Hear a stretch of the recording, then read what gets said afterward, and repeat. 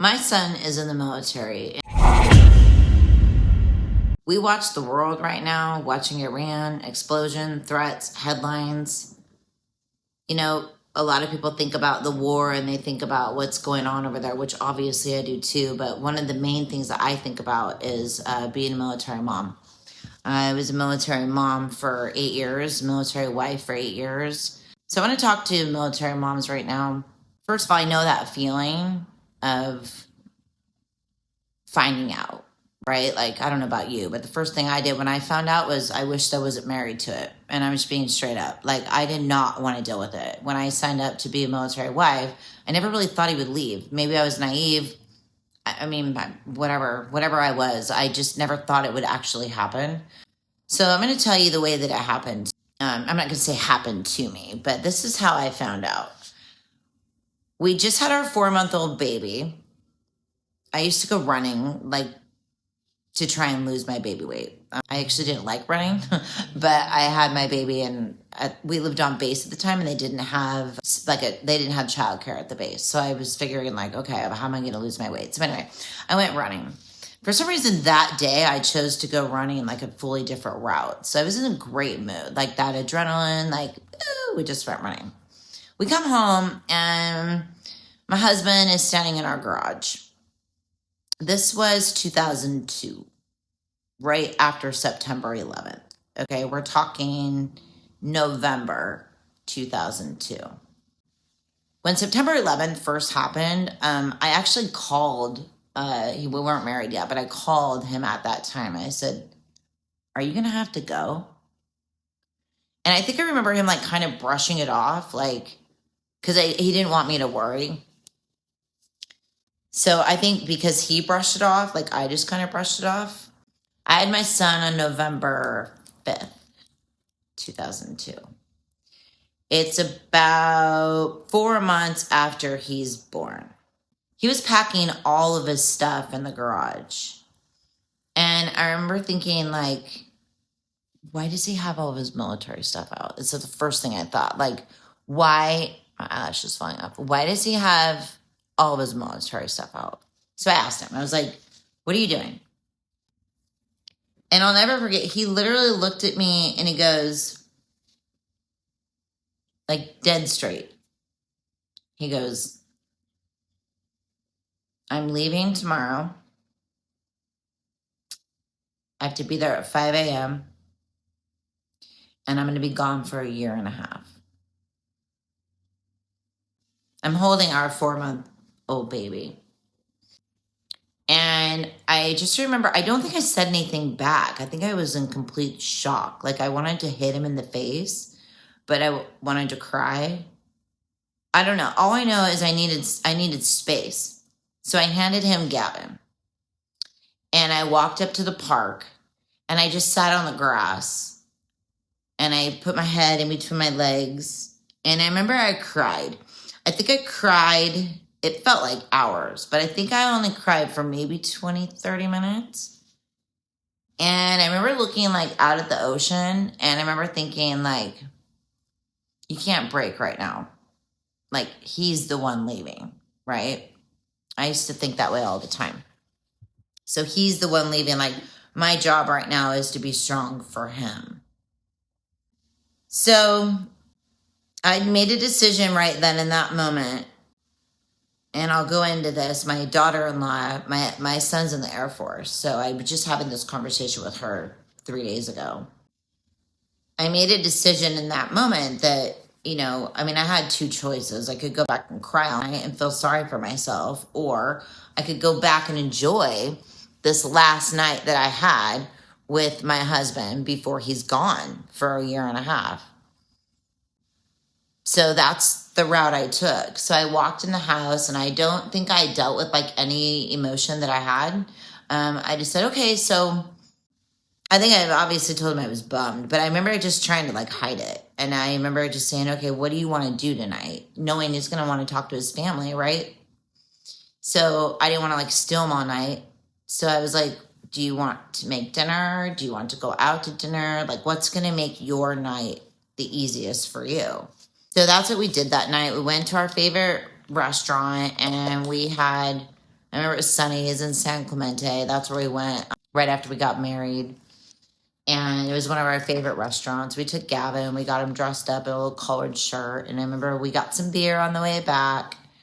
And we just sat on the floor with Gavin, and he just talked to family member after family member after family member while he was hanging out with me and Gavin. So the next morning, I don't remember feeling anything. I think I was numb. And we went to the drop-off station where all the buses were. And I don't remember how I did this, but it was really hot that morning. And I locked my child in the car with the keys. I was already freaking out, and then I couldn't get my 4-month-old out of the car. It was like a big old thing. The MPs had to come. Like, obviously it's a big thing, but like everybody was already stressed out, and then my dumb ass like locked my kid in the car. So I felt really stupid. Anyway, they come, they get him out. Everything's fine. We went to McDonald's. I don't know why we went to McDonald's. We didn't eat McDonald's. I remember we got an orange soda. I don't know why we went there, but we did. And we went back, and he left, and I remember the hug like it was yesterday. Like, I hugged him, and in that hug, you don't know if they're going to come back. Like, you don't know if that's going to be the last hug that you ever give your husband. Is he never going to watch your child grow up? Is he never going to meet his son? Like, he met him and he was 4 months old. Like he's never going to know it. You just don't know. That unknown is so real. So I drove home, and I remember walking into our house, and it just felt like really, really empty. Like, I don't know. It was almost like a coldness, like kind of eerie. So I think Gavin was really tired, and I remember I laid on the couch, and I was really depressed. I took a nap. I've always been pretty good at like brushing my shoulders off or doing stuff that I don't want to do to make myself feel better. So we had just taken these new family pictures, and I woke up from the nap, and that empty feeling was still there. And I thought, I'm going to go to this frame shop right now, and I'm going to get all of these printed so we can have brand new family pictures in our house.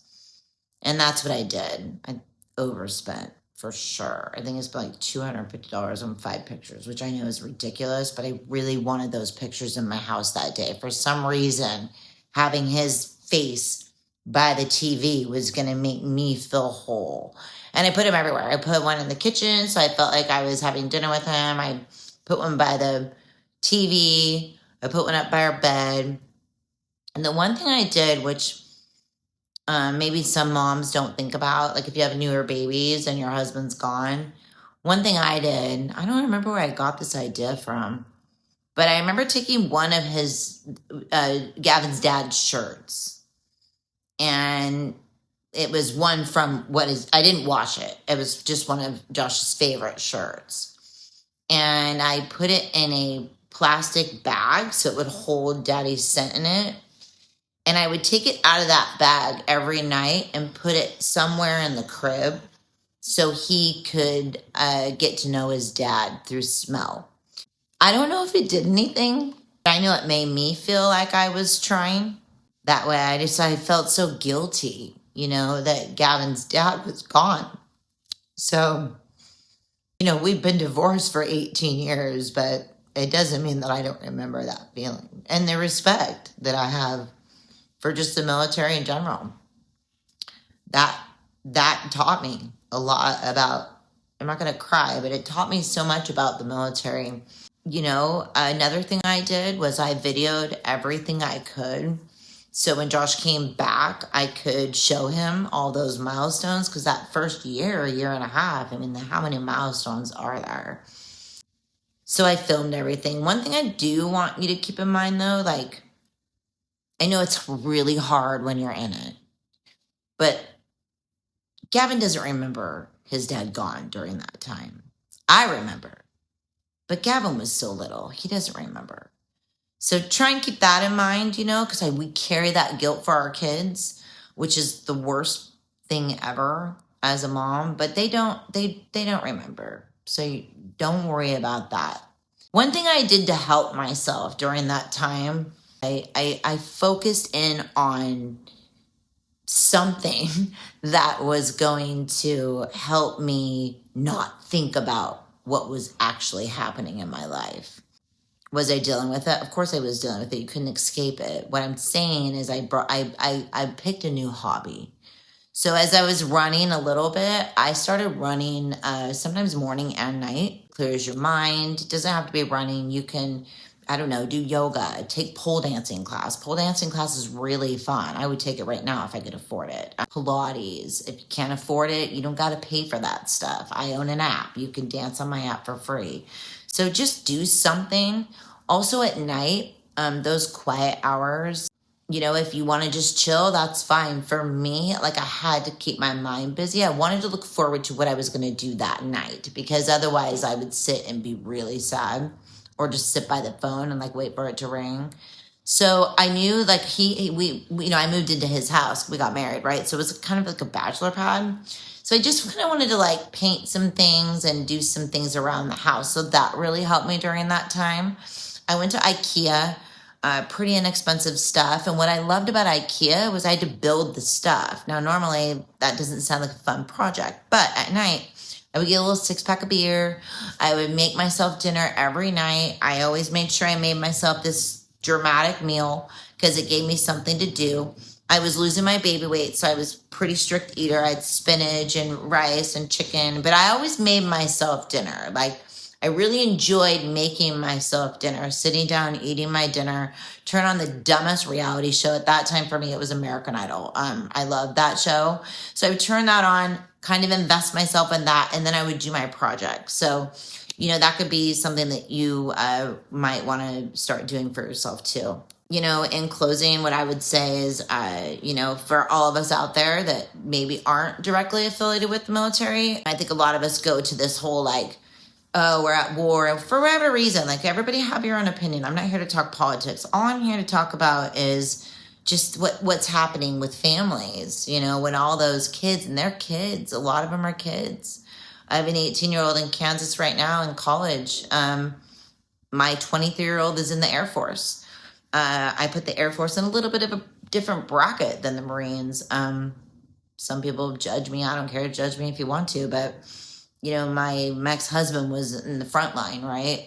Not to say, I don't know too much about the other branches. My son's in the Air Force, but he's been able to do some really cool stuff so far being in the Air Force. So my experience with it isn't the same as the Marines, but my daughter-in-law is dealing with this emotion right now, which is what sparked that for me to want to talk about today. About being aware when there's a war going on, how many families aren't seeing their dad, how many women are without their husbands or having to carry that weight all by themselves. When you see a family in the military, acknowledge that. Don't be so wrapped up in your own stuff or war that you can't see what's right in front of your face, especially if you live in a military town.